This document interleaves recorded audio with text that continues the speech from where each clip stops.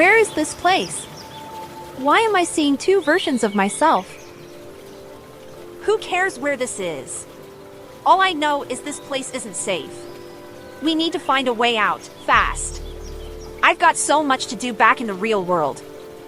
Mira, you don't need to worry. This place is not only a reflection of our inner world but also a manifestation of the Tao. It's here to help us find our true self. The true self? Are you saying that our daily lives are dominated by a false self?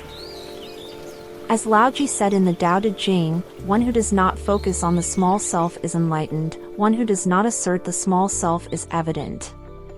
Our small self is often controlled by desires and selfishness, preventing us from seeing the true world. We must learn to let go of the small self and enter the realm of the great self to unite with the universe. Unity? It sounds like some lofty preachings. What I need to do is protect myself and take care of my life. Everything else doesn't concern me. You think it has nothing to do with others or the world, but that's not true. Mencius said, to follow the greater body is to be a great person, to follow the lesser body is to be a petty person. You think you're protecting yourself, but in reality, you're being controlled by a polluted, distorted small self. It's not that others are unrelated to you, it's just that your current self can't see the true connection, the connection to your true self, the one that's deeply linked to the universe. So, my actions, thoughts, and even my relationships with others are really a struggle between the small self and the great self?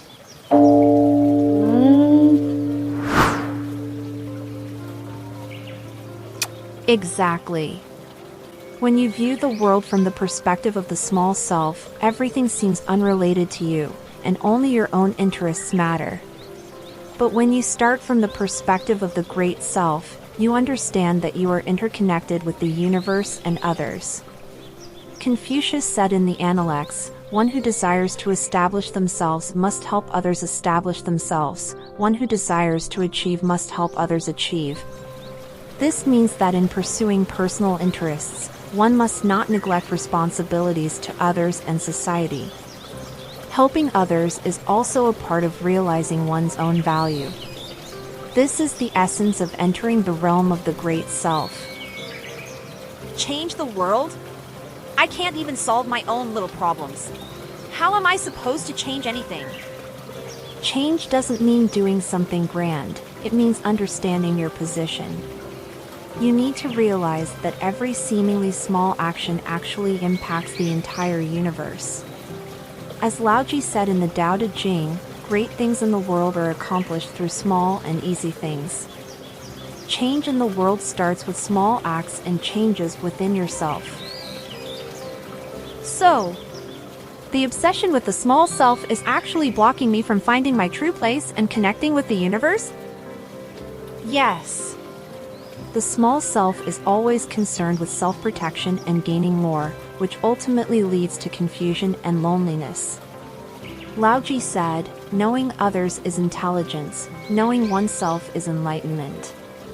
While it's important to know others, it's even more crucial to know oneself, to transcend the small self and reach the great self. But I still don't get it.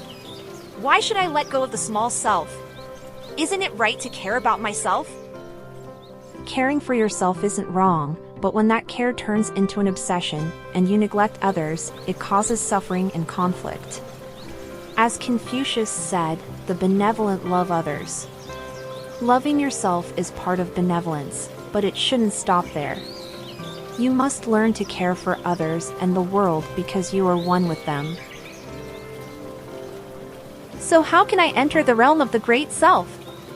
Do I need a cosmic key? Yes, Wow. And that key is the Tao.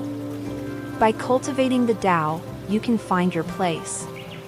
As the Tao Te Ching says, the Tao gives birth to one, one gives birth to two, two gives birth to three, three gives birth to all things. When you understand your connection to the universe, you'll see that every action is part of the great self, not just for the benefit of the small self. This sounds way too complicated. I still think living my own little life is enough. Living simply doesn't mean ignoring the great self.